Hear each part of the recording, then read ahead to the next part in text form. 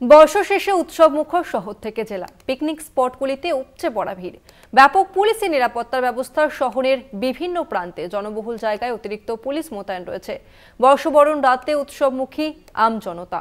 আজ বছরের শেষ দিন এবং শেষ দিনটিকে উদযাপন করতে বিভিন্ন জেলাতে মানুষের ভিড়, বিভিন্ন পর্যটন কেন্দ্রে মানুষের ঢল। রানাঘাট থেকে সরাসরি রয়েছে আমাদের প্রতিনিধি সঙ্গীতা চট্টোপাধ্যায়।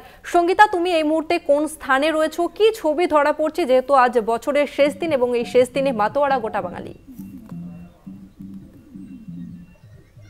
হ্যাঁ দেখো তাসমিনা, আমি আছি রানাঘাটের যে শিবপুর পিকনিক স্পট, সেই পিকনিক স্পটে যেখানে বলা যেতেই পারে গঙ্গা বক্ষে একটি পিকনিক স্পট। সেখানে কিন্তু আজ দেখা যাচ্ছে যে পুরো উৎসব মুখর কিন্তু বাঙালি, যেখানে বিভিন্ন প্রান্ত থেকে কিন্তু মানুষ আসছে বনভোজন, এবং তাদের কিন্তু নাচ গান খেলা সব কিছু দিয়ে কিন্তু মেতে উঠেছে। এবং কোথাও চলছে রান্না বান্না, কোথাও বাচ্চারা কিন্তু চড়ছে দোলনা, এমনটাই দৃশ্য কিন্তু দেখা যাচ্ছে তাসমিনা। এবং আমরা শুনেও নেব এখানে অনেকেই রয়েছেন, তাদের কাছ থেকে আজকের দিনটা তারা কিভাবে সেলিব্রেট করছেন। আমরা আজকে এখানে এসে অনেক আনন্দ উপভোগ করছি। আমরা বহরমপুর থেকে এসেছি এখানে। হ্যাঁ, এখানে আমরা ইনি যে কোম্পানির এখানে অনার আছে, ওনার উদ্দেশ্যে এখানে আমাদের আসা হয়েছে। আমাদের খুব ভালো লাগছে এখানে এসে। ওনাকে আমরা মানে মন থেকে থ্যাংক ইউ বলতে চাই, খুবই ভালো লাগছে।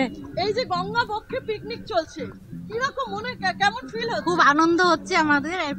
এই বছরটা আমরা খুব আশা করে থাকি যে এই দিনে আসবো, আনন্দ করব। আমি চাকদা পালপাড়ার থেকে এসেছি, নিবেদিতা অনার থেকে এসেছি ইনভাইট হয়ে।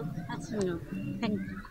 দেখো তাসমিনা, আমরা কিন্তু শুনেই নিলাম যারা কিন্তু এখানে রয়েছে তাদের মুখ থেকে, যে তারা জানাচ্ছে তাদের এই জায়গায় এসে কিন্তু খুব ভালো লাগছে এবং বর্ষ শেষে তারা কিন্তু এইভাবে কিন্তু উদযাপন করছে, যে এই বনভোজন, নাচ গান, খাওয়া দাওয়া এবং এই যে খেলা, তারা কিন্তু খেলাধুলার মাধ্যমেও কিন্তু এই 31শে ডিসেম্বর এই বছরের শেষ দিন কিন্তু তারা উদযাপন করছে।